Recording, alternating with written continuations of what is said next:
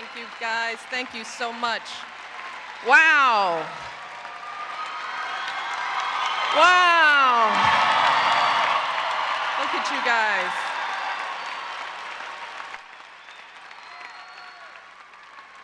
All right, you all rest yourselves. You got a big day tomorrow. I want you guys to be ready. It is beyond a pleasure and an honor, truly, to be with you here today to celebrate the class of 2014. Thank you so much for having me. I'm so proud of you guys.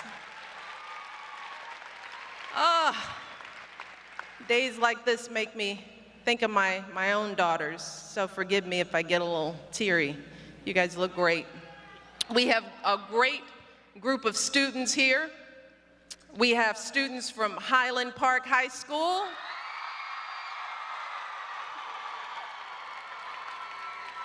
We have Hope Street Academy students here today. Topeka High School is in the house. And of course, we have Topeka West High School in the house.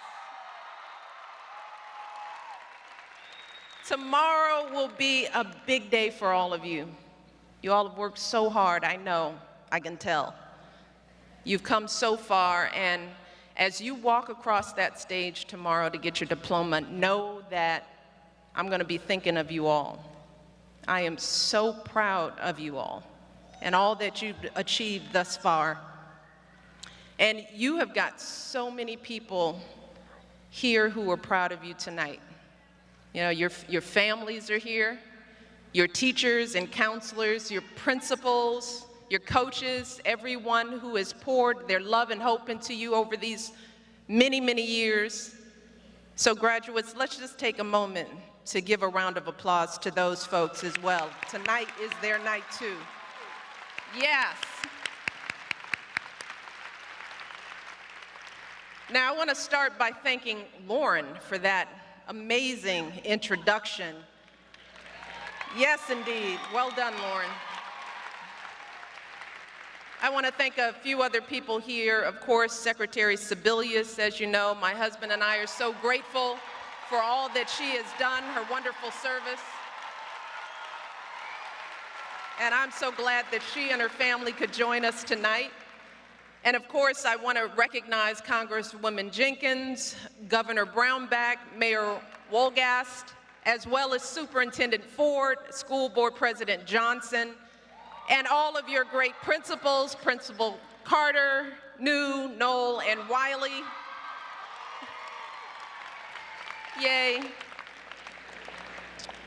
And finally, to our fantastic student speakers, Alicia, Rosemary, and Noah. Just hearing your backgrounds makes me feel like an underachiever.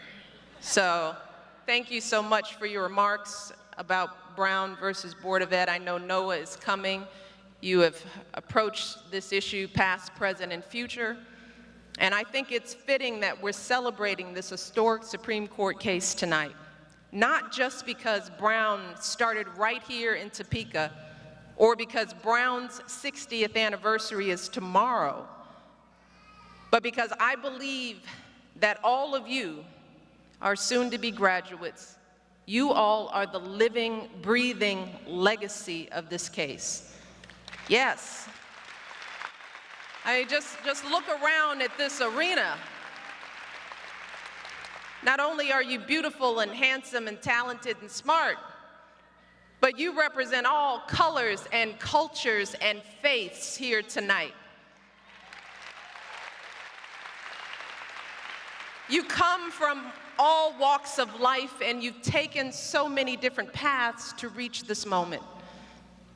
Maybe your ancestors have been here in Kansas for centuries.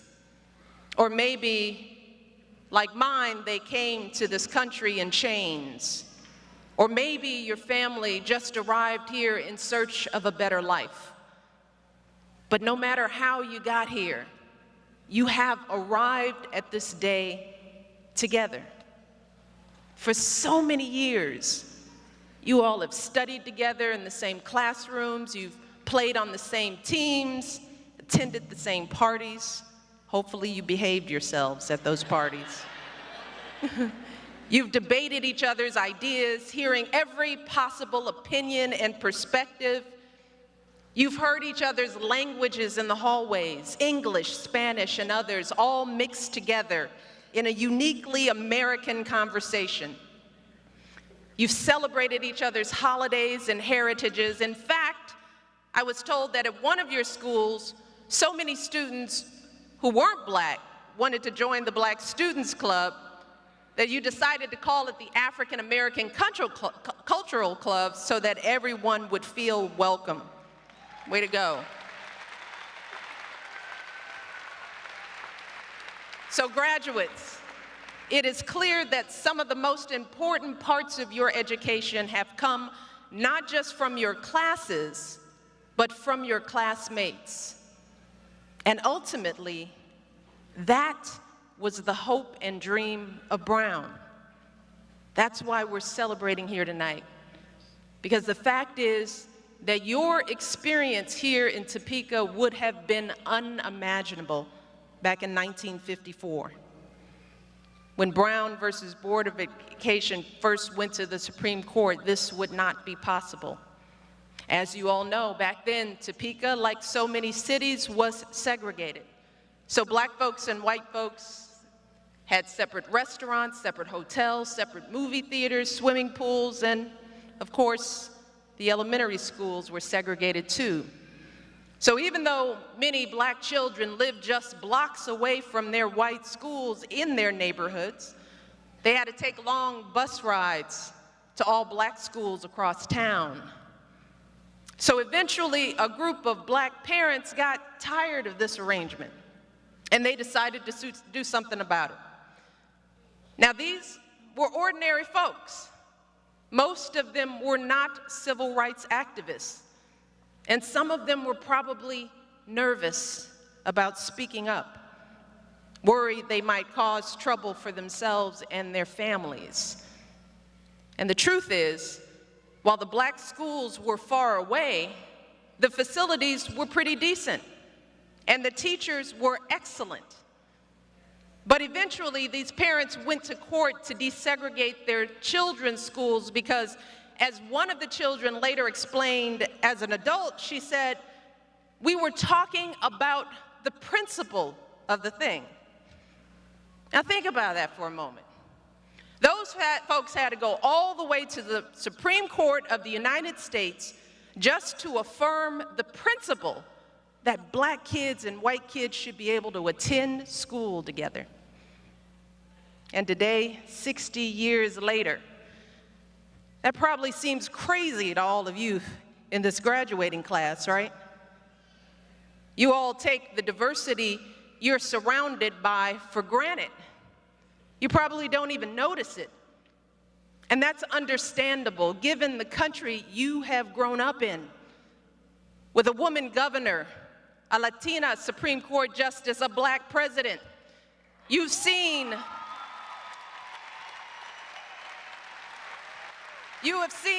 Latino singers win Grammys, Black coaches win Super Bowls. You've watched TV shows and characters of every background. So when you watch a show like The Walking Dead, you don't think it's about a Black guy, a Black woman, an Asian guy, a gay couple, and some white people. You think it's about a bunch of folks trying to escape some zombies, right? Period. And then when some folks got all worked up about a cereal commercial with an interracial family, you all were probably thinking, really? What's the problem with that? When folks made a big deal about Jason Collins and Michael Sam coming out as gay, a lot of kids in your generation thought, what is the issue here?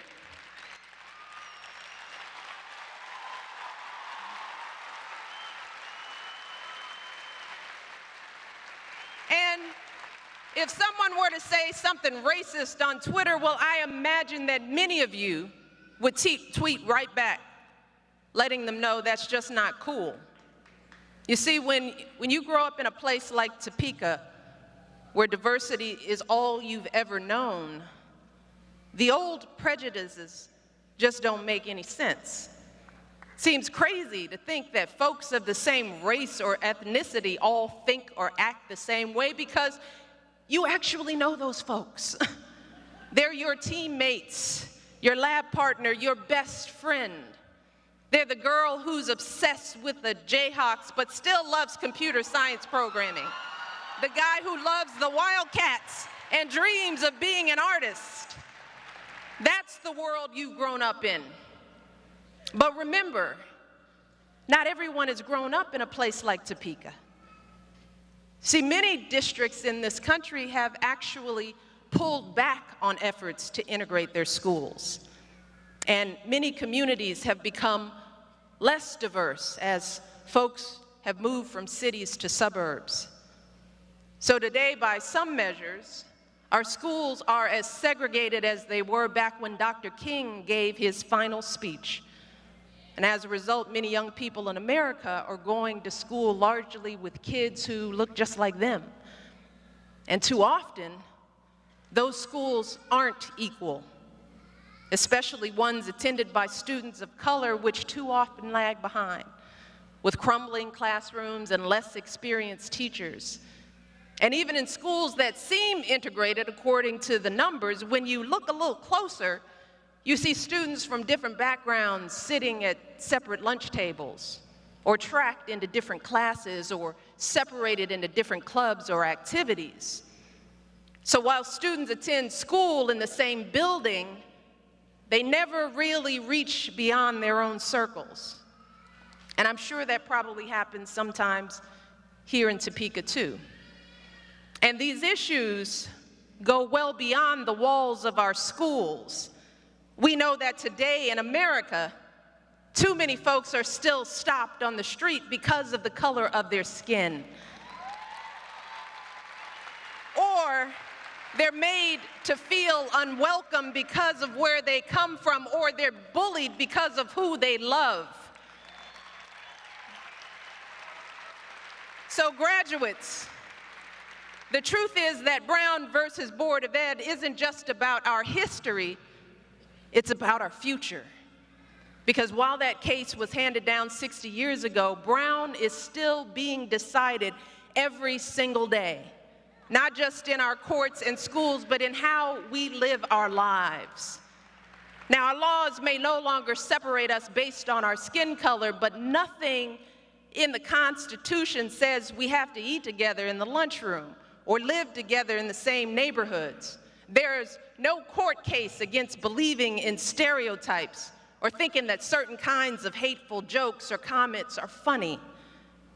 So the answers to many of our challenges today can't necessarily be found in our laws. These changes also need to take place in our hearts and in our minds. And so, graduates, it's up to all of you to lead the way, to drag my generation and your grandparents' generation along with you. And that's really my challenge to all of you today. As you go forth, when you encounter folks who still hold the old prejudices because they've only been around folks like themselves, when you meet folks who think they know all the answers because they've never heard any other viewpoints, it's up to you to help them see things differently. And the good news is that you probably won't have to bring a lawsuit or go all the way to the Supreme Court to do that. You all can make a difference every day in your own lives simply by teaching others the lessons you've learned here in Topeka. Maybe that starts simply in your own family. You know, when Grandpa tells that off-color joke at Thanksgiving, or you got an aunt that talks about those people, well, you can politely inform them that they're talking about your friends. Or maybe it's when you go off to college and you decide to join a sorority or fraternity, and you ask the question, how can we get more diversity in our next PLES class? Or maybe it's years from now when you're on the job, And you're the one who asks, do we really have all the voices and viewpoints we need at this table? Maybe it's when you have kids of your own one day, and you go to your school board meeting and insist on integrating your children's schools and giving them the resources they need. But no matter what you do, the point is to never be afraid to talk about these issues, particularly the issue of race, because even today, we still struggle to do that. Because this issue is so sensitive, it's so complicated, so bound up with a painful history. And we need your generation to help us break through. We need all of you to ask the hard questions and have the honest conversations, because that is the only way we will heal the wounds of the past and move forward to a better future. And here's the thing, the stakes here simply couldn't be higher, because as a nation, we have some serious challenges on our plate, from creating jobs to curing diseases to giving every child in this country a good education. And we don't even know where the next breakthrough, the next great discovery will come from. Maybe the solution to global warming will come from that girl whose parents don't speak a word of English, but who's been acing her science classes since kindergarten. Maybe the answer to poverty will come from the boy from the projects who understands this issue like no one else. So we need to bring everyone to the table. We need every voice in our national conversation.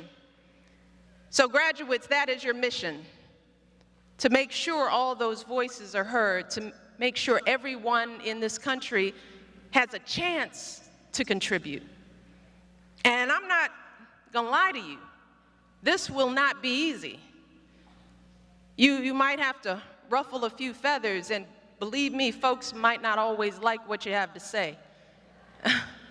And there will be times when you'll get frustrated or discouraged. But whenever I start to feel that way, I just take a step back and remind myself of all the progress I've seen in my short lifetime. I think about my mother, who as a little girl went to segregated schools in Chicago and felt the sting of discrimination. I think about my husband's grandparents, white folks born and raised right here in Kansas, products themselves of segregation. Good, honest people who helped raise their biracial grandson, ignoring those who would criticize that child's very existence. And then I think about how that child grew up to be the President of the United States, and how today that little girl from Chicago is helping to raise her granddaughters in the White House. And finally, I think about the story of a woman named Lucinda Todd, who was the very first parent to sign on to Brown versus Board of Education. See, Lucinda's daughter, Nancy, went to one of the all-black schools here in Topeka, and Mrs. Todd traveled across this state raising money for the case, determined to give her daughter and all our sons and daughters the education they deserve. And today, 6 decades later, Mrs. Todd's grandniece, a young woman named Kristen Jarvis, works as my right-hand woman in the White House. She is here with me today. She has traveled with me around the world. So if you ever start to get tired, if you ever think about giving up, I want you to remember that journey from a segregated school in Topeka all the way to the White House. I want you to think about folks like Lucinda Todd, folks who, as my husband once wrote, decided that a principle is at stake. Folks who make their claim on this community we call America and choose our better history. Every day, you have the power to choose our better history, by opening your hearts and minds, by speaking up for what you know is right, by sharing the lessons of Brown versus Board of Education, the lessons you all learned right here in Topeka, wherever you go for the rest of your lives. And I know you all can do it. I am so proud of all that you've accomplished. This is your day. I am here because of you. And I cannot wait to see everything you will achieve in the years ahead. So congratulations once again to the class of 2014. I love you. Godspeed on your journey ahead. Thank you all. God bless you. I love you.